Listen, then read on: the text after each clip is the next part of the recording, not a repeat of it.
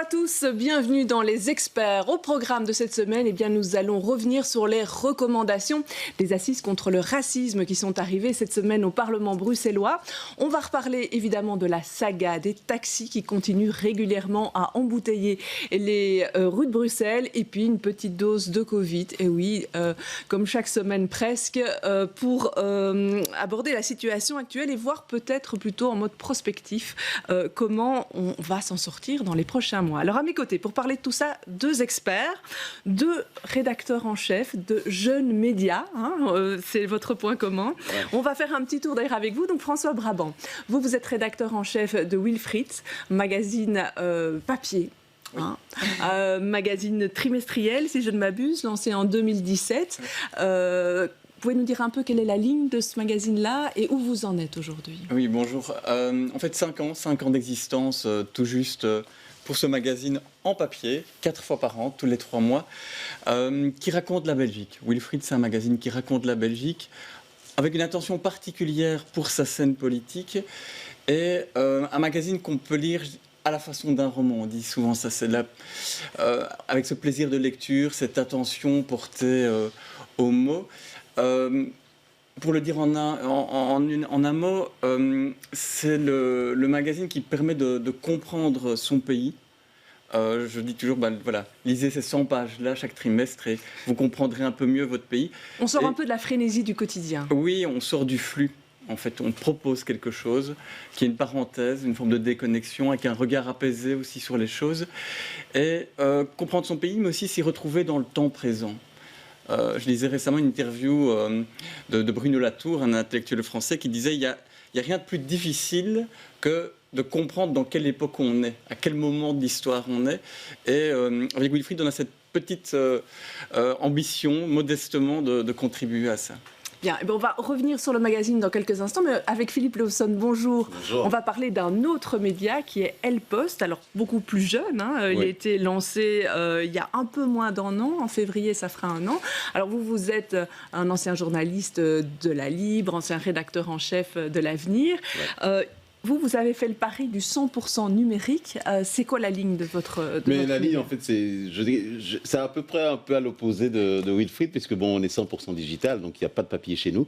Et donc, en fait, la ligne, on a misé sur l'exclusivité, l'investigation, et puis aussi des reportages originaux. Donc, chez nous, c'est aussi le fait que, bon, l'actualité, nous, on reste dans la frénésie un peu du quotidien, mais en pointant du doigt, en mettant l'accent sur ce que le lecteur ne lit pas ailleurs. Donc, tout ce qui fait le sel de l'info, aller chercher des choses qui interpellent le lecteur, quelque chose de nouveau, des choses nouvelles qu'il ne lit pas ailleurs. Donc, c'est le choix qu'on a fait. Et donc, aujourd'hui, on voit que, bon, quand on se lève le matin, par exemple, l'info qu'on lit dans le journal le lendemain matin, tous les journalistes le savent, elle est déjà dépassée.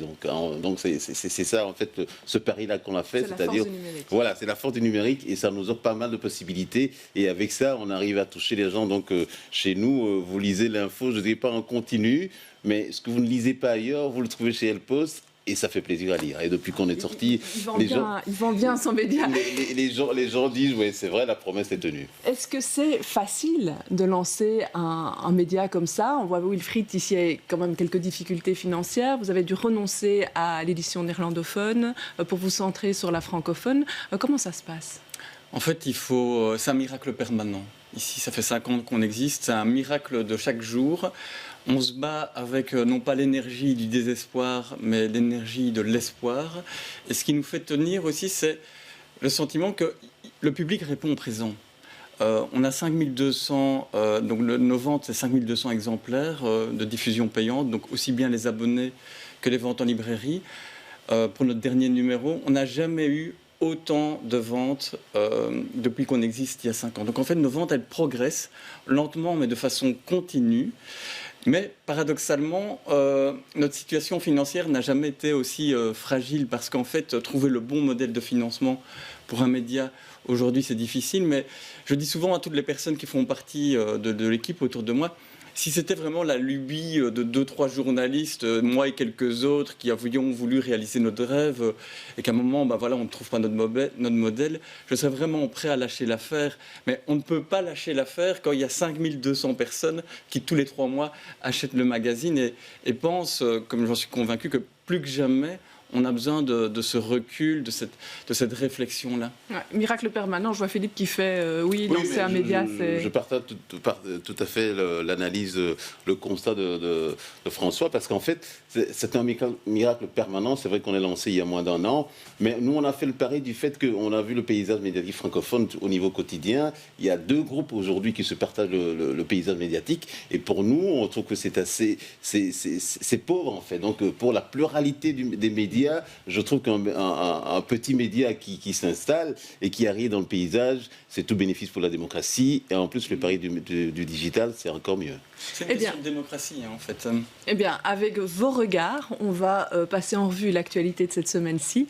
Et vous nous apporterez alors vos éclairages respectifs. On essayera. On commence avec le Covid, encore sans doute, me direz-vous, encore et toujours. On va essayer d'avoir une vision un peu plus prospective et s'interroger sur la manière dont on peut sortir aussi de la crise, aller vers un retour à la normale. Mais avant ça, un reportage réalisé avec des directeurs d'école, dans une école en particulier, parce que la situation dans les écoles est très très compliquée maintenant à cause du nombre élevé d'absents et de la nécessité de fermer des classes. C'est un reportage de Marie-Noëlle Dinan, Camille Dekecker et David Ferral. Une nouvelle classe vide à cause du Covid. À l'école Single Lane, il manque près d'un tiers du personnel éducatif. Le directeur n'a pas d'autre choix que d'écrire aux parents. Pour prévenir donc les parents d'accueil et de première maternelle que les classes seront fermées à partir de demain. Donc j'espère qu'ils vont être compréhensifs parce que c'est vrai que c'est pas évident pour eux non plus, parce que depuis 2-3 mois évidemment toutes ces classes sont fermées. Donc voilà, mais je n'ai pas le choix. Je n'ai pas assez de personnel pour pouvoir garder les élèves. Dans cette école de Woluwe-Saint-Lambert, 40% des élèves sont absents. Alors le directeur s'inquiète aussi pour les apprentissages. Certains petits cumulent plus de 6 semaines d'absence. Il est clair que si ça perdure encore 1 ou 2 mois, et si ces enfants continuent à perdre autant de semaines, je ne vois pas comment, en fin d'année, on va pouvoir arriver à pouvoir boucler le programme qui nous est demandé. C'est donc avec encore plus de détermination que Dominique Paco se rend à la réunion de travail prévue cet après-midi au ministère de l'Enseignement. Nous ne pouvons engager un nouvel enseignant qu'après 6 jours ouvrables de maladie. On pourrait demander à la ministre de dire voilà, on peut engager dès le premier jour pour pouvoir aider nos classes. On pourrait essayer aussi d'engager des personnes qui ne sont pas spécifiquement enseignants mais qui pourraient venir nous aider. Donc je pense qu'à court terme, il est extrêmement important qu'elles prennent des décisions. Avec ses collègues, notre chef d'école a bien été informé sur la mobilisation possible de l'inspection et des conseillers au soutien pour pallier à court terme le manque d'enseignants. Quant aux revendications à plus long terme, Caroline Désir a rappelé que les négociations sectorielles sont en cours, tout en promettant de réduire pour l'instant les sollicitations des services de l'administration. Alors on voit que les mesures qui ont été mises en place pour contenir Omicron n'ont pas permis à ce stade-ci de solutionner la problématique dans les écoles. Une étude d'Acerta nous montre que... Non, pas d'Acerta. Une étude nous montre que 66% des personnes vaccinées aujourd'hui seulement sont prêtes à suivre les mesures de contention par rapport au virus. Donc il y a une certaine lassitude qui s'installe par rapport à ça. Qu'est-ce qu'on peut dire ? Mais je pense qu'il y a 2 vérités dans le moment dans lequel on est, c'est que les citoyens sont fatigués, épuisés, et les citoyens sont divisés. Et c'est deux réalités qui provoquent d'ailleurs des tensions entre elles. Ici, j'entendais cette semaine, ça fait tout juste 2 ans qu'il y a eu le premier mort du Covid. Je me souviens qu'il y avait une espèce d'énergie un peu particulière lors du premier confinement. Certains même parlaient du monde d'après, etc. On est 2 ans plus tard, on est toujours enlisé, englué dans cette situation. On ne sait pas quand ça va s'arrêter. Et beaucoup de personnes qui étaient prêtes à faire des efforts, à serrer les dents, là, marquent vraiment... Enfin, j'ai l'impression que le corps social craque un peu de tous les côtés. Et c'est en particulier vrai dans le monde de l'enseignement et dans le monde hospitalier, parce qu'ils se prennent cette difficulté-là en pleine figure. Ça, c'est pour l'épuisement. Et cet épuisement-là, j'ai envie de dire, je fais une incise, ça devrait nous pousser tous et toutes à faire preuve d'indulgence et de bienveillance dans notre vie quotidienne vis-à-vis des difficultés d'autres personnes avec qui on est en contact. Mais les citoyens aussi, ils sont divisés. Et il ne faut pas... J'entends parfois des gens dire « Ah, les gens en ont marre de suivre les règles ». Je crois que c'est vrai pour une partie des gens, mais j'entends aussi beaucoup d'autres personnes qui pestent de voir autour d'elles d'autres gens qui ne respectent pas assez les règles. Et donc, on voit bien qu'il y a tout un panel comme ça de sensibilité dans la société. Et la difficulté du monde politique, c'est justement de concilier ces différentes sensibilités-là. Mais c'est vrai qu'on voit clairement ici, il y a toute une tendance de la population qui dit « il y en a marre, il faut arrêter avec ces mesures contraignantes ». Mais il y a aussi toute une autre tendance de la population, peut-être un peu moins bruyante, mais quand même fort importante, qui dit non, au contraire, il ne faut pas relâcher l'effort, il ne faut pas desserrer les taux, parce que ce qui se passe sur le plan sanitaire, c'est très grave. Ouais. Donc, ouais. Alors, face à ça, le politique doit prendre des mesures régulièrement. Alors, à l'heure d'enregistrer cette émission, le Codeco, le comité de concertation de vendredi, vient seulement de commencer, donc on ne sait pas ce qui va en ressortir. Mais Philippe Lawson, est-ce qu'on peut dire qu'on a l'impression que les stratégies du monde politique ont un temps de retard sur l'épidémie ? Oui, on peut clairement le dire, et on peut aussi dire que le politique a péché quelque part en n'anticipant pas les choses. Et puis aujourd'hui, on se rend compte que le politique a péché aussi par une communication brouillonne et puis des mesures qui apparaissent parfois comme incohérentes. Donc, surtout au niveau de certains secteurs, quand on prend par exemple le secteur de la culture, par exemple, ils ont pris des mesures totalement incohérentes où finalement c'est le Conseil d'État qui a remis les choses en ordre en retoquant un peu les mesures du fédéral prises à la mi-décembre. Et donc aujourd'hui, le Codeco est en cours, et ça s'est passé vendredi, et donc les secteurs, beaucoup de secteurs espèrent sinon un assouplissement des règles, mais surtout des perspectives. Leur dit, mais tiens, à partir de telle période, on va sortir, on va alléger, parce qu'on voit aujourd'hui que la France est en train de sortir du confinement, les Pays-Bas vont arrêter les restrictions qu'on impose aux gens. Donc on ne comprendrait pas qu'en Belgique, la Belgique renforce ou bien maintienne des mesures contraignantes aux gens, d'autant plus qu'aujourd'hui, même s'il y a le variant Omicron qui contamine les gens beaucoup plus facilement, et la létalité du virus a diminué, et donc il y a moins de personnes aux soins intensifs. Et donc aujourd'hui, le virus, même s'il contamine les gens, mais les gens ne tombent plus assez malades au point de se retrouver aux soins intensifs. Donc il faut quand même permettre aux gens de souffler un peu, parce que la lassitude que François évoque, je la comprends et on l'entend quand on voit les gens sur le terrain. Les gens sont lassés, d'une part, par le fait que les mesures, on leur impose des mesures. Et ce qu'on leur avait dit au début en disant que le vaccin va vous libérer et que le vaccin va empêcher les contaminations, ça ne se voit pas. Et donc aujourd'hui, les gens sont conscients qu'il faut toujours faire des efforts. Mais il faut quand même leur donner des perspectives. Et si on n'en donne pas, on risque d'aller vers un chaos social. Très brièvement, je vous vois faire la grimace. Oui, mais juste en 2 mots. C'est vrai que je n'aime pas trop cette idée de dire finalement, c'est pas plus grave qu'un bon gros rhume. Et maintenant, on peut laisser courir le virus. Il n'y a pas de représentants du monde hospitalier ici à cette table. Mais je pense qu'on ne peut pas du tout minimiser la gravité de la situation sanitaire. Et justement, par le passé, chaque fois qu'on a voulu relâcher les efforts un peu trop vite, on a eu tendance à s'en mordre les doigts par la suite. On va parler des perspectives d'avenir justement avec nos deux invités qui sont 2 députés régionaux. Je vous propose d'accueillir Latifa Haït Bala du MR et Marc Lowenstein de Défi. Venez, rejoignez-nous et prenez place.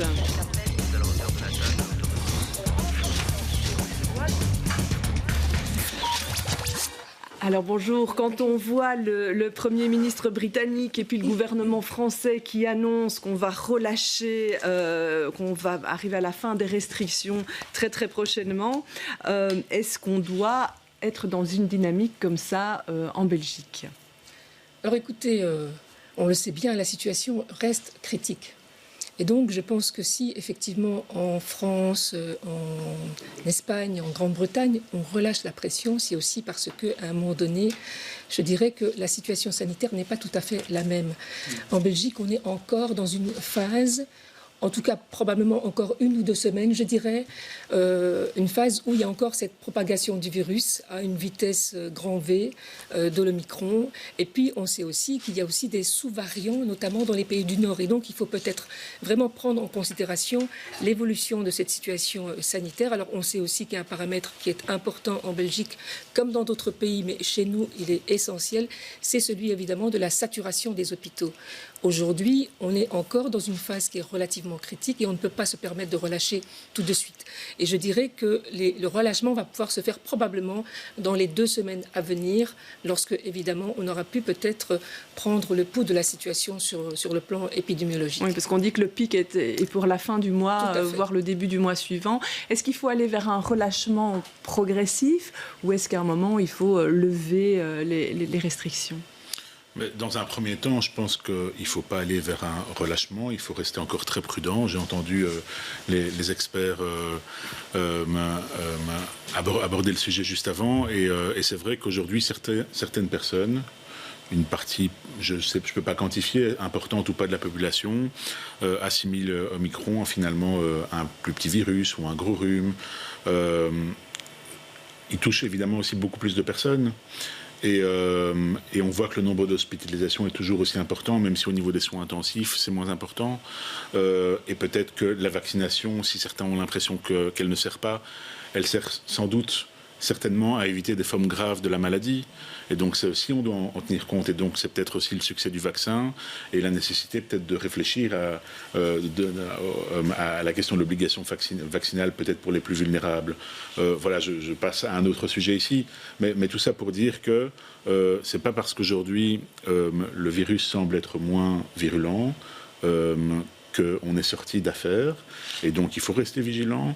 Il faut pas, à mon sens, encore trop vite lâcher la pression. Mais il faut surtout que le Codeco prenne des mesures proportionnées et que le Codeco retrouve, que le gouvernement retrouve de l'adhésion de la part de la population. Évidemment, c'est très très difficile parce que les vents sont contraires, mais c'est absolument fondamental de retrouver de l'adhésion et de la confiance. Au niveau bruxellois, on vient de voter la prolongation du CST, du Covid Safety Kit, pour 3 mois. Il doit rester en place pendant 3 mois, ou si la situation s'améliore, on pourrait interrompre plus tôt. Je ne sais pas qui veut répondre.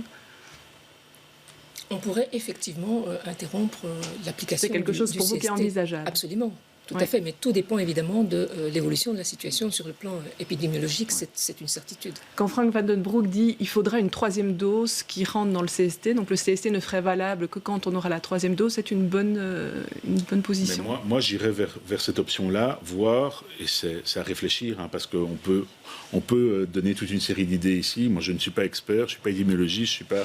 Voilà, j'essaie d'avoir un peu de bon sens et un esprit d'analyse par rapport à la situation en comparant à nos pays voisins et aux expériences même plus lointaines.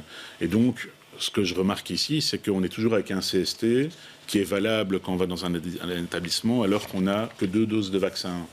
J'aurais tendance à dire que j'ai plus confiance en quelqu'un qui vient présenter un CST avec un certificat de revalidation que quelqu'un qui a un CST valable avec 2 vaccins. Et donc, aller vers une 3e dose pour que le CST soit valable en plus de ce qui existe aujourd'hui, ou prévoir assortir le CST d'un test antigénique à certains endroits, pourrait être une solution pour pouvoir continuer sa vie sociale, sa vie culturelle, continuer à voir des gens. Moi, dans ma sphère privée, quand je reçois des gens à la maison ou quand je vais chez des gens, on fait un test rapide parce que ça rassure tout le monde et ça évite les stress inutiles. Alors le test rapide n'est pas fiable à 100%, mais je pense que ça fait partie des pistes. Je sais bien qu'en disant ça, certains professionnels vont dire mais si je dois disposer de tests pour tous mes clients, ça va poser problème. Je le sais bien, c'est pour ça que je dis les choses avec retenue aussi. Mais le bon sens voudrait finalement que si on veut aller vers un CST qui a un sens, qui est efficace, il faut le mettre à jour par rapport à la situation d'aujourd'hui. Par rapport aux écoles, est-ce qu'il y a des mesures qu'il faut prendre pour vous par rapport à la situation actuelle, parce qu'on est dans une situation assez critique quand même? Mais il y a des mesures, il y a des mesures structurelles et il y a des mesures d'urgence qui doivent être prises. On voit l'urgence au niveau on voit le témoignage de ce directeur d'école et d'autres, le malaise aussi des professeurs et avec le stress des parents, des enfants. Donc il y a un réel problème au niveau des apprentissages. Je pense qu'il est aussi important de pouvoir fluidifier les suppléants aux professeurs. Donc j'ai lu que la ministre Désir envisageait de mobiliser les inspecteurs et les conseillers pédagogiques. J'ai entendu la demande du directeur d'école pour pouvoir engager plus rapidement. Voilà, ce sont des mesures qui doivent être décidées très rapidement pour permettre de poursuivre, de garantir l'organisation scolaire et de poursuivre les apprentissages fondamentaux et au niveau structurel, à moyen et long terme. Au-delà même du Covid, la question de la ventilation, elle est fondamentale. Elle est fondamentale aujourd'hui par rapport au virus qui circule, mais elle est fondamentale dans l'absolu. J'ai été chef des travaux à Forêt pendant 6 ans. On a fait toute une série de rénovations dans les écoles. Et je sais très bien, et c'est aussi une demande des parents bien avant le Covid, d'avoir une meilleure ventilation dans les classes. Quand on mesure la qualité de l'air dans certaines écoles, elle est médiocre. Et donc ça, hors crise sanitaire. Donc c'est vraiment un élément qui est important à mettre en place dès maintenant pour ce qui concerne le virus, mais qui est valable bien sûr à long terme pour le bien-être des enfants et des profs. Voilà, donc c'est l'occasion finalement d'avancer sur une série de dossiers qui sont là finalement au fil du temps. Je vous propose de passer à un sujet suivant et on va prendre la rubrique « Ça m'énerve, ça me ravit ». Je vous donne une série de propositions, vous devrez en choisir chacun une. Alors la première, c'est le dépôt d'une proposition d'ordonnance pour l'abattage rituel qui a fait grand bruit au Parlement bruxellois. La deuxième, c'est le ministre-président flamand Yanni Ambon qui n'enverra pas de représentant officiel aux Jeux Olympiques d'hiver en Chine et à la Coupe du Monde de football au Qatar. La troisième, Herman Van Holsbeek, sous mandat d'arrêt pour corruption, fraude fiscale, blanchiment d'argent. Quatrième, le tour du monde bouclé par la jeune aviatrice Zara Rutherford. Et la cinquième, la mort du petit Dean qui a été enlevé par Dave de Kock et les circonstances de cet enlèvement. Madame Aïd Bala.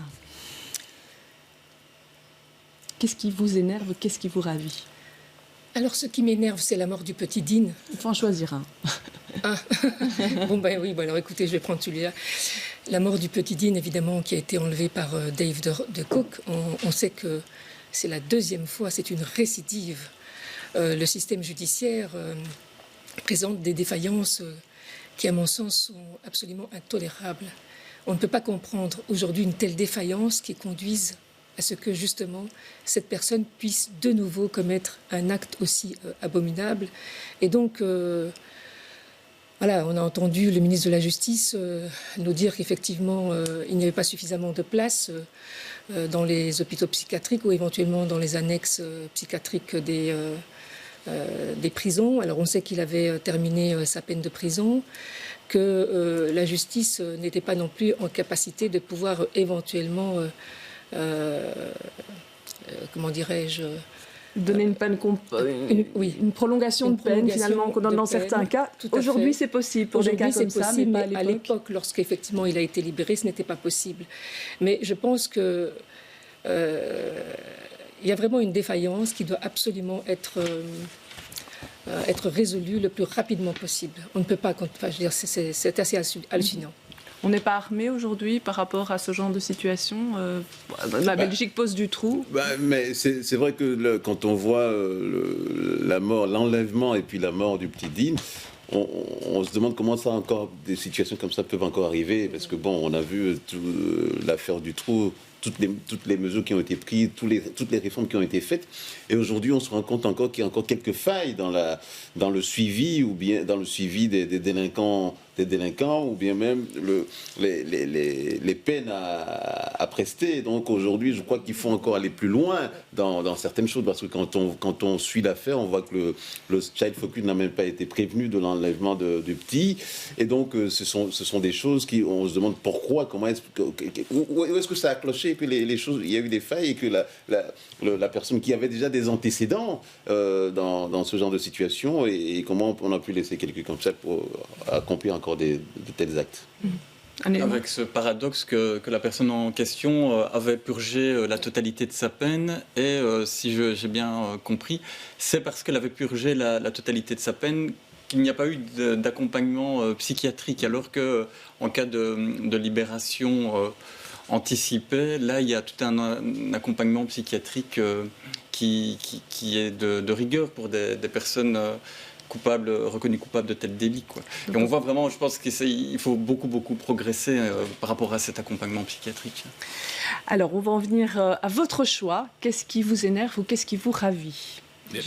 Quand je lis la liste des choix, j'ai l'impression qu'on me met la pression. Mais oui, on vous met un peu la pression. Allez, sautez dedans. Vous voulez parler d'un sujet. Donc, je vais vous dire que ça me ravit et ça m'énerve. Oui. Voilà. Parce que, et c'est quoi? Donc, c'est le dépôt de la proposition d'ordonnance pour l'abattage rituel. Qui était déposé par des filles au Parlement bruxellois. Le Parlement bruxellois, hier. Et donc, pourquoi j'ai dit que ça me ravit et ça m'énerve? Parce qu'on est dans un Parlement, et le Parlement, c'est le lieu de la démocratie. Et je pense que c'est important de pouvoir avoir des débats de société au Parlement. Il s'agit ici d'une question sensible, une question éthique, avec aussi une liberté de vote de la part des députés. En tout cas, c'est ce qui était convenu au niveau de la majorité, sachant qu'il n'y avait pas d'accord au niveau du gouvernement pour trancher la question sans mauvais jeu de mots, bien sûr. Donc c'est important que le débat ait lieu au Parlement. Et ce qui m'énerve, c'est le fait que certains posent des exclusives en matière de débat. Alors pour comprendre ça, simplement, on va voir la citation de Ridwan Chahid, qui est le chef de groupe du PS au Parlement bruxellois. Hier, il déclarait « Il fut un temps où la voix de ce parti, des filles, faisait de lui un partenaire crédible, fiable et responsable. Peut-être que ce temps est révolu. » Donc c'est assez dur, hein. Et donc c'est ça qui vous énerve. C'est une menace, en fait, vous voulez? Donc j'ai bien fait finalement de choisir ce thème parce que ça m'a permis de mettre cette illustration. C'est la réactivité. Voilà. Oui, enfin c'est désolant. Surtout que d'abord ce texte, le PS l'a voté en région wallonne. Et au-delà de cette citation, j'ai vu dans l'une ou l'autre article de presse qu'on était considéré comme un parti électoraliste. Alors voilà, moi je me pose des questions sur... c'est un peu le monde à l'envers. L'objectif ici, c'est de pouvoir avoir un débat serein au Parlement, de pouvoir prendre le temps de débattre, d'auditionner, d'avoir un débat de qualité. Si le gouvernement ne peut pas se mettre d'accord sur ce sujet qui est très sensible, c'est quand même le rôle du Parlement, la maison de la démocratie, de pouvoir traiter du sujet, quitte à ce que ça passe pas, quitte à ce que ça passe, peu importe le résultat, qu'il y ait des amendements, qu'il n'y ait pas d'amendements, mais l'important c'est que le Parlement puisse traiter de ce dossier, travaille. On est des députés, on n'est pas juste des presse-boutons qui votons les points du gouvernement. Donc, quand l'initiative parlementaire vient, elle est bien sûr à saluer. Et donc, j'espère que le débat pourra se faire, que les auditions pourront se faire. Moi, j'ai aussi certaines questions sur le sujet que je serai prêt à aborder au moment venu, au moment du débat. Et je serais ravi de pouvoir échanger avec tout le monde, mais je pense que c'est la place du Parlement de pouvoir débattre de ce sujet. Donc voilà. Est-ce que, si on avance dans ce dossier, qu'on arrive à un moment à un vote, chacun doit voter en son âme et conscience, ou est-ce qu'on doit suivre un peu des mots d'ordre de son groupe politique? Écoutez, moi ce que je trouve assez particulier, en tout cas en ce qui concerne ce sujet, c'est une certaine hypocrisie dans le monde politique, et en particulier de la part des socialistes qui ont voté ce texte, ça a été rappelé, en Wallonie. Et le débat aujourd'hui, évidemment, se trouve au niveau du Parlement, mais je trouve aussi que le gouvernement ne prend pas non plus ses responsabilités, parce qu'il aurait pu aussi prendre tout simplement... ils n'y sont pas arrivés, hein. Ils ont essayé, mais ils n'y sont pas arrivés. Donc on envoie la balle, la patate chaude, j'ai envie de dire, aux parlementaires qui vont devoir effectivement se positionner sur la question. C'est vrai que on en parlait, je crois que ce serait intéressant d'avoir toute une série d'auditions sur cette question-là. C'est vrai que la question du bien-être animal est essentielle, elle est fondamentale et on doit pouvoir en débattre de manière la plus sereine possible. Alors c'est vrai qu'ici il y a aussi un élément qui vient dans le cadre, s'inviter dans le cadre des travaux de dimension politique, c'est la dimension rituelle. Donc il y a une dimension religieuse, que ce soit pour la communauté musulmane ou bien la communauté juive. Et là, on sait très bien que tout de suite, dès qu'on parle de ce type de sujet, il y a évidemment une crispation identitaire. Moi, j'ai été visiter les abattoirs. Je peux vous dire que Voilà, je veux dire, on en revient de là particulièrement retourné. En termes de bien-être animal, je ne suis pas certaine que le bien-être animal soit quelque chose voilà, qui se pratique, que ce soit au niveau de l'élevage, au niveau du transport, mais aussi au niveau de l'abattage. Et puis, pour revenir à cette proposition de résolution, je pense qu'elle pêche, cette proposition d'ordonnance, elle pêche, et on en a parlé encore avec mon collègue, il y a toute une série, je dirais, il y a un point important qui n'est pas du tout traité, ou en tout cas il y a un point qui est traité mais qui ne concerne pas du tout, par exemple, les bovins, puisqu'on parle d'électronarcose, et l'électronarcose ne se pratique pas sur les bovins. Donc en fait il y a tout un pan du bien-être animal qui n'est absolument pas abordé, d'ailleurs que ce soit en Flandre, en Wallonie ou en région Bruxelles-Capitale. Et donc il va falloir à un moment donné aussi avoir une position commune sur l'abattage de manière générale. Alors pour la question qui concerne... Oui. Est-ce que chacun vote voilà, en son âme et conscience? En âme et conscience. Alors je sais que lors de la précédente législature, pour ce qui est en tout cas du groupe MR, c'était chacun votait en son âme et conscience. Les choses ont évolué et donc la position du groupe MR est éventuellement, après, on verra les débats, mais de soutenir ce type de proposition. Chez les filles, on vote en son âme et conscience ou on soutient? Donc, par rapport à la loyauté aussi à laquelle faisait référence Aidan Saïd dans sa citation, encore une fois, l'accord au niveau du gouvernement, c'était de dire que s'il n'y a pas d'accord, ça va au Parlement avec une liberté de vote. Donc ça, c'est le principe. Donc, logiquement, c'est ce qui est censé être respecté. Encore une fois, ce débat doit vivre. Et alors, je donnais peut-être un précédent, parce qu'on dit c'est dommage que le gouvernement s'en saisisse pas. Moi, je suis très content que le Parlement puisse se saisir d'un tel dossier, tout comme il y a eu un débat très riche sur les commissions paritaires locatives l'an dernier. C'est un sujet sur lequel le gouvernement avait du mal à aboutir. Ça a été transmis aux parlementaires qui ont travaillé de manière très sérieuse, très méthodique, à un texte qui a finalement abouti. Et donc, je pense que le travail, c'est important de valoriser aussi notre travail et pas juste d'apparaître comme les presse-boutons. On vote pour quand on est dans la majorité, on vote contre quand on est dans l'opposition. On est dans un ensemble démocratique, c'est le lieu de débat et donc c'est important de pouvoir avoir le débat et de pouvoir aller au fond des choses, entendre les différents acteurs et pouvoir se faire sa propre idée, éventuellement amender si c'est nécessaire, oui. Alors, vous pensez à la possibilité d'aboutir là-dessus? Parce qu'on sait que ça fait longtemps que ce dossier est là. Aux dernières élections, on avait dit « Oh, ben on va attendre les décisions de justice ». En attendant, personne, même ces fameuses auditions, on aurait pu déjà les mener. Finalement, on aurait pu déjà avancer. Rien n'a été fait parce qu'on sent effectivement qu'il y a peur de froisser aussi un certain électorat, parce qu'on touche quand même à quelque chose de très profond. Qu'est-ce que vous en pensez? Mais justement, j'étais en vous écoutant, j'étais en train de me dire, tiens, ça fait depuis combien d'années que cette question de l'abattage rituel, elle est à l'avant-plan, en particulier en région bruxelloise. Moi, j'ai des souvenirs de journalistes qui datent, je pense, d'il y a au moins 10 ans, où je passais déjà des coups de fil sur cette question-là. Donc on voit bien déjà tout le côté délicat. Et je pense que ce côté extrêmement sensible, il ne va pas s'atténuer. J'étais vraiment intéressé en vous entendant quand vous disiez j'ai fait cet effort d'aller visiter un abattoir et on en revient transformé, quoi. Ça, je pense que tout un chacun et la société en général devrait ouvrir les yeux sur cette réalité-là. Et il y a chez les jeunes générations, les moins de 30 ans, les moins de 25 ans, et en particulier chez les femmes plus que chez les hommes, c'est une réalité.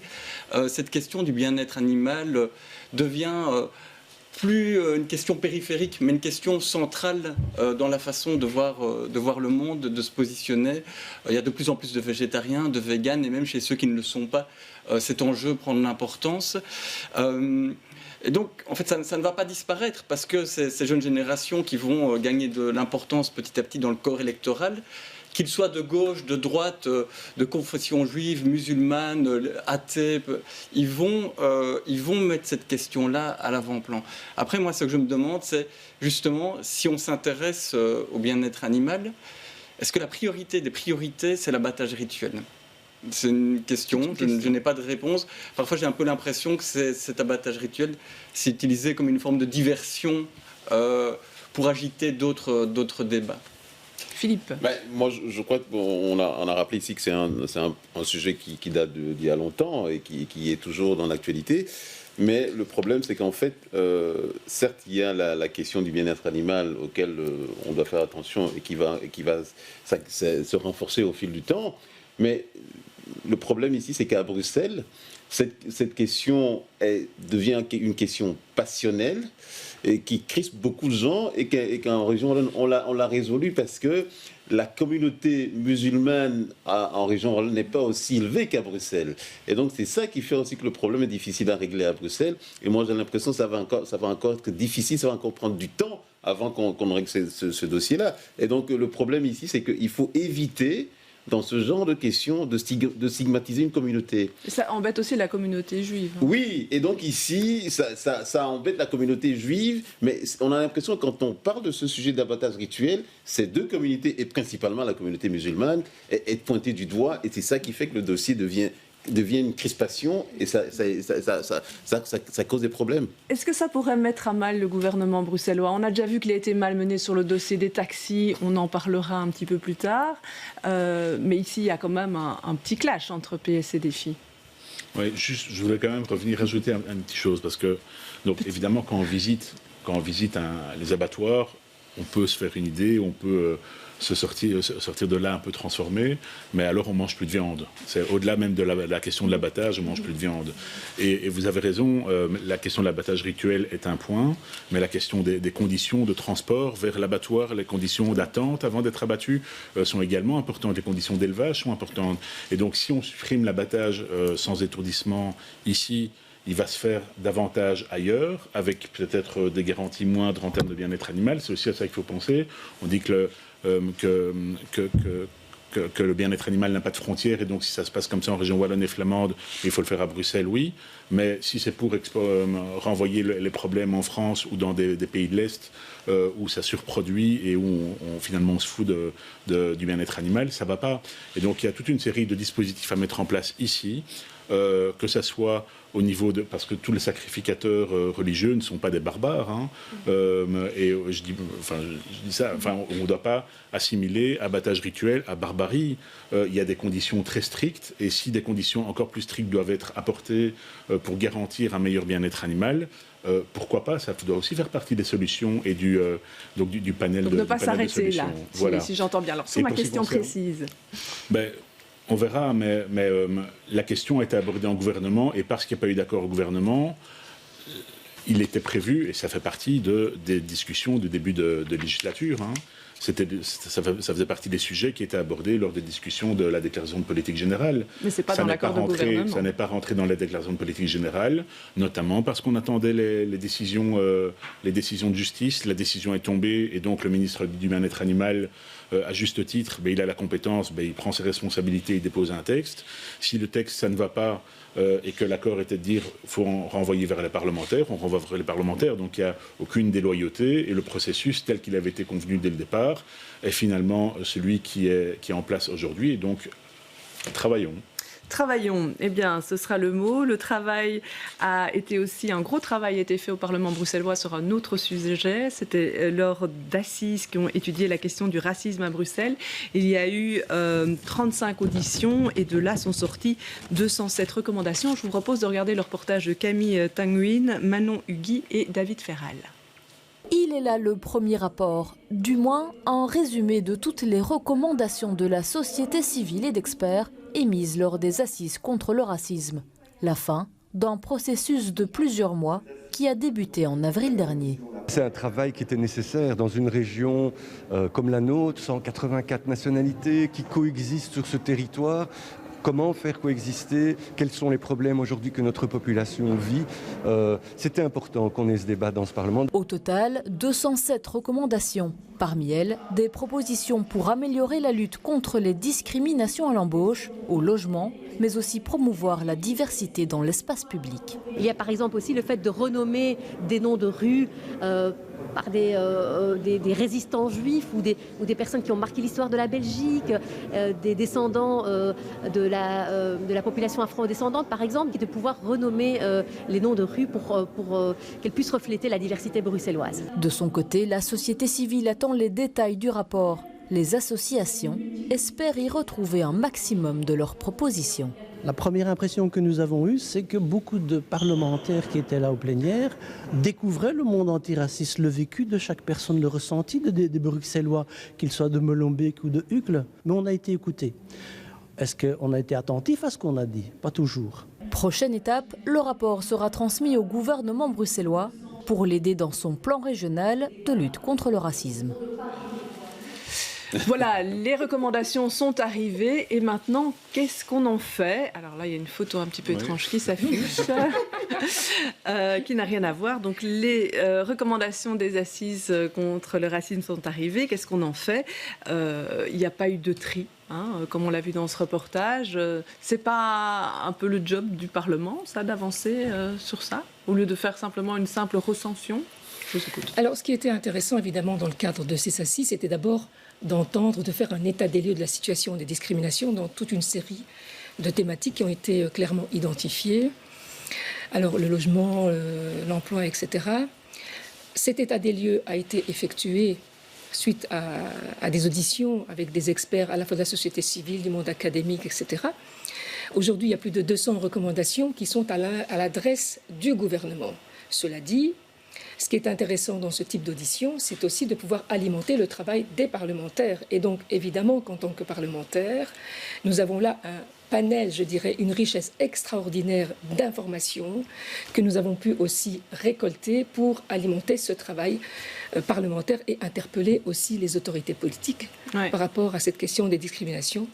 Mais là, vous laissez le gouvernement, la secrétaire d'État faire un peu son shopping dans les recommandations. Alors l'objectif, c'est aussi d'abord d'alimenter un plan régional de lutte contre les discriminations, mais aussi un plan interfédéral qui est en cours de discussion entre les différents niveaux de pouvoir, dans le cadre duquel aussi nous avons évidemment en tant que parlementaires notre mot à dire.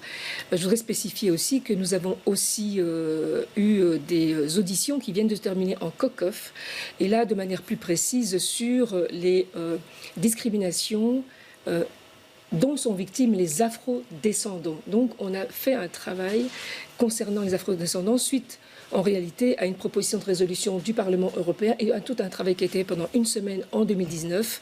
Et donc dans ce cadre-ci, on s'est vraiment cantonné sur les spécificités qui concernent les discriminations à l'égard de cette population cible. Pourquoi parce qu'on s'est rendu compte, parce qu'il y a effectivement, on s'est rendu compte, notamment dans le cadre des auditions, que cette population cible est beaucoup plus discriminée que les autres, dans le cadre de toute une série de points. Et donc, c'est la raison pour laquelle nous avons eu ces auditions. C'était des auditions complémentaires? Complémentaires, mais en COCOF. Ok. Vous parlez de concurrence, finalement, qu'on crée une certaine concurrence entre personnes victimes de discrimination. Si je vous ai bien lu. Oui, je vais m'expliquer. Expliquez-vous. Bon, d'abord, peut-être les recommandations, je pense que... Enfin, on a vu à la lecture des recommandations, il y en a toute une série qui sont en contradiction les unes avec les autres. Donc, trancher, c'est compliqué. Maintenant, pour nous, ce qu'il était important, dès le départ de ces assises, c'était de pouvoir travailler dans un cadre pluraliste avec une diversité d'opinions. Et ce qu'on a pu remarquer, parce qu'il y a toute une série d'associations qui ont été auditionnées, c'est qu'évidemment, la vision antiraciste des associations n'était pas la même en fonction des associations qui étaient auditionnées. Donc ça posait une réelle question aussi par rapport à la bonne compréhension des choses, par rapport à la manière dont il faut mener le combat. Et moi, ce que je dis, c'est qu'il faut justement qu'il n'y ait pas de concurrence entre les victimes. Il ne faut pas savoir s'il y a plus de Noirs, d'Arabes ou de Juifs qui souffrent. L'important, c'est de pouvoir identifier les souffrances et de pouvoir y répondre. L'important, c'est de poser le bon diagnostic sans complaisance. C'est de pas fermer les yeux si le racisme vient de tel ou tel... à sa cause, à tel ou tel endroit. C'est important de pouvoir faire le bon diagnostic pour pouvoir apporter et préparer les bons remèdes. Ça, c'est l'essentiel. Et à partir du moment où on ouvre les yeux et on accepte de parler de tout et de ne pas limiter notamment la question du racisme, parce que c'est ce que j'ai pu entendre lors de certaines interventions de mes collègues à l'extrême droite, en disant oui, mais l'ennemi commun, c'est l'extrême droite. Comme si le racisme était l'apanage de l'extrême droite, des Blancs, parce qu'on a beaucoup aussi fait on a rendu le débat binaire. Il y a les Blancs d'un côté et puis les non-blancs, les entre guillemets racisés, terme que je n'aime pas du tout, mais qui est utilisé par un certain mouvement antiraciste pour essentialiser le débat et ne pas rester sur une lutte universelle antiraciste. Donc on se rend compte en fait que cette lutte contre le racisme, elle a beaucoup de formes différentes et que tout le monde ne se rejoint pas. Est-ce que tout le monde se comprend? Est-ce qu'on utilise le même vocabulaire, les mêmes termes? C'est bien ça le problème, et c'est ce que je dis, c'est que si on n'utilise pas, les mots ont toute leur importance. Et certains mots sont martelés aujourd'hui, des expressions sont aujourd'hui martelées, comme si elles étaient la vérité. Et elles sont martelées à tel point que dans certains cours à l'université, on aborde ces termes, on aborde ces nouvelles définitions.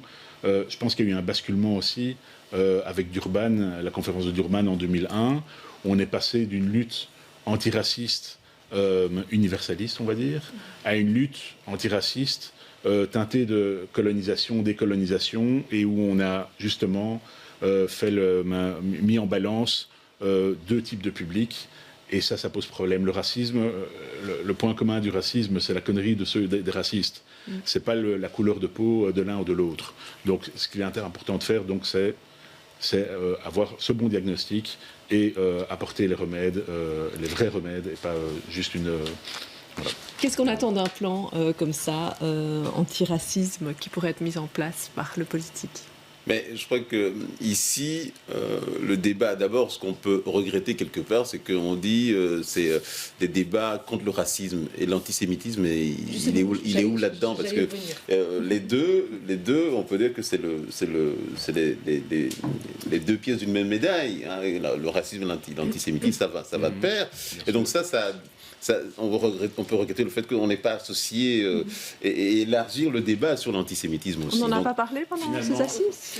C'était le point de départ, le point d'accroche de départ, c'était le fait que on a dénommé assises contre le racisme, et que malgré les demandes de rajouter antisémitisme, ça n'a pas été accepté. Pourquoi? Notamment, je pense, parce que dans le comité de pilotage des assises, il y avait une association en particulier qui a peut-être une vision antiraciste autre que cette vision antiraciste universaliste telle que... Voilà. Et donc, on l'a déploré, on l'a regretté. Maintenant, ça n'a pas empêché, au final, d'aborder la question de l'antisémitisme, qui est bien sûr fondamentale, et qu'il faut pouvoir décliner à côté du mot racisme. C'est pas pour rien qu'on parle du mouvement contre le racisme, l'antisémitisme, la xénophobie. L'antisémitisme, elle a une histoire en Belgique, en Europe, et c'est important de rappeler, et les causes de l'antisémitisme ne sont pas les causes d'autres types de racisme, et donc c'est important de donner, justement, de choisir les bons mots. Je ne l'ai pas dit dans ma première intervention, mais ça voulait dire ça aussi. Donc il faut pouvoir nommer tous les mots et ne pas avoir peur de les nommer. Et ce qui est dommage aujourd'hui, ce qui est triste, c'est que finalement la lutte contre l'antisémitisme, elle est principalement menée par des organisations juives. Et alors qu'elle devrait être un combat commun à nous tous. Et ça, c'est un problème. J'espère que les conclusions de ces assises vont mener à ce qu'on change de paradigme par rapport à ça. Alors, dernière intervention rapidement sur ce point. Oui, moi je suis d'abord très content que vous daigniez m'accepter à cette table, parce que je suis le seul non-bruxellois ici, donc j'espère que vous... C'est une thématique quand même très large, hein, le racisme. Mais je pense, justement, je pense que, en fait, je vois ça un peu qu'habitant Namur, les Bruxellois parfois sous-estiment le caractère unique de leur ville. Quand on pose, il y a des statistiques qui existent, hein, on peut poser aux gens, tiens, est-ce que un de vos deux parents est né dans un autre pays que celui auquel vous habitez? Est-ce que parmi vos grands-parents, combien sont nés ailleurs? Et là, on voit que Bruxelles est la ville la plus cosmopolite au monde, avec Dubaï. Donc cette question de l'antiracisme, elle va prendre dans les années à venir encore un côté brûlant qui ne va jamais s'estomper. Parce qu'on se dit, oui, c'est normal, toutes les grandes villes aujourd'hui sont multiculturelles. C'est le cas de Londres, de Paris, etc., etc. Mais même par rapport à Londres et Paris, Bruxelles est encore plus multiculturelle. Et ça, quand on est bruxellois... Donc il y a un véritable enjeu. L'enjeu, il est colossal. Voilà, donc ici, en fait, si j'entends bien avec ces assises, on est au départ, enfin au tout début, on a collecté tous les éléments, et ça doit maintenant percoler à plein de niveaux différents pour... On l'espère, en tout cas, faire évoluer dans différents... Quand on regarde les propositions, ça part vraiment dans toutes les directions. Il n'y a pas un secteur qui est épargné. On va avancer dans cette émission parce que le temps file.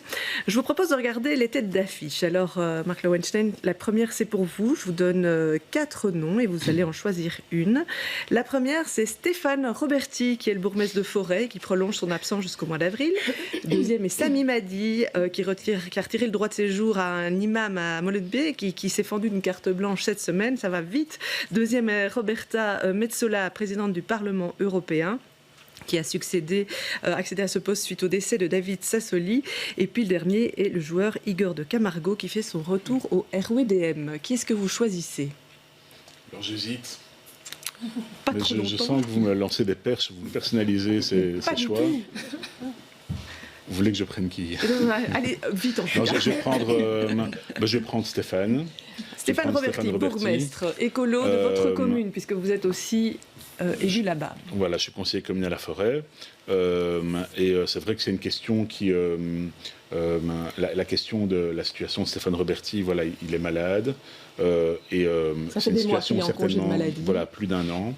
Et c'est une situation qui est évidemment très pénible pour lui et je ne vais pas faire de commentaires sur le cas personnel. La question qui s'est posée, c'est la question de la perception du salaire. Et donc, c'est important d'être exemplaire au niveau de la gestion publique. C'est une question de confiance aussi par rapport aux citoyens. Et donc voilà, on est resté dans un flou pendant longtemps. Il y a maintenant des notes juridiques qui sont arrivées ces derniers mois et aussi des interpellations qu'on a pu faire au niveau du Conseil d'État pour rappeler finalement qu'un bourgmestre, un échevin, un mandataire public n'est pas au-dessus des autres et n'a pas droit à avoir un traitement privilégié par rapport à un travailleur. Quand un travailleur est malade de longue durée, après 1 mois, il tombe sous la mutuelle. Ce régime existe pour les mandataires exécutifs locaux. Et donc, il n'a pas fait la démarche d'aller vers la mutuelle. C'est important qu'il le fasse. C'est une question, alors pour certains, ça sera une question juridique parce que la loi est claire. Pour d'autres, c'est une question éthique parce qu'il aurait le choix de maintenir en tant que bourgmestre, de rester bourgmestre sans rien avoir à déclarer ou à rendre de compte à qui que ce soit, si ce n'est à l'électeur lors des prochaines élections. Mais je pense que si on veut donner l'exemple et en termes de bonne gouvernance, le minimum est aujourd'hui de basculer sur le régime de la mutuelle et d'éviter, encore une fois, de continuer de tirer ce débat en longueur finalement. Très bien. Tête d'affiche maintenant pour Latifa Idbala. Le premier, c'est Serge Kubla, qui a vu l'ouverture de son procès pour soupçon de commission dans le cadre de l'attribution de marché. Denis Ducarme, qui est favorable à une candidature progressiste, quelque part en alternative à la présidence de Georges-Louis Boucher au MR. Julie Chantry, bourgmestre écolo de Tigny-Louvain-la-Neuve, qui s'est retrouvée éjectée de sa majorité, qui est remplacée par un élu MR. Et puis le réalisateur Thierry Michel pour la sortie de son film L'Empire du Silence. Qui choisissez-vous?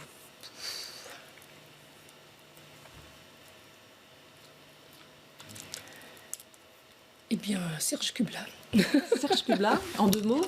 Oui, rapidement. Je pense que quand on est mandataire politique, on se doit d'être exemplaire. Et sans vouloir condamner qui que ce soit. Il ne l'a pas été. Alors ça, je ne sais pas.